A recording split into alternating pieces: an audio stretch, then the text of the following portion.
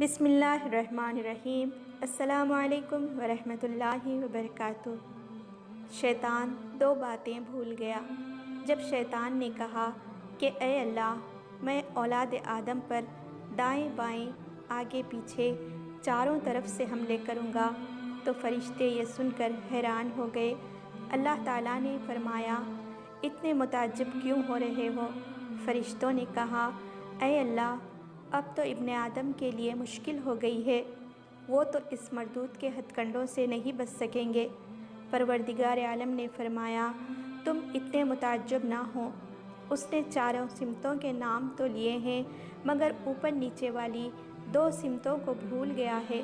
इसलिए मेरा गुनहगार बंदा जब नादिम और शर्मसार होकर मेरे दर पर आएगा और अपने हाथ मांगने के लिए उठाएगा, तो चूँकि उसके हाथ ऊपर की सिमत उठेंगे और शैतान ऊपर की सिमत असरअंदाज नहीं हो सकेगा, इसलिए अभी मेरे बंदे के हाथ नीचे नहीं जाएंगे।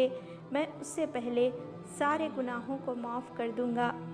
और अगर मेरा बंदा नादिम व शर्मिंदा होकर मेरे दर पर आकर अपने सर को झुका देगा, तो चूँकि सर नीचे की सिमत झुकाएगा, तो शैतान नीचे सिमत से असरअंदाज नहीं हो सकेगा।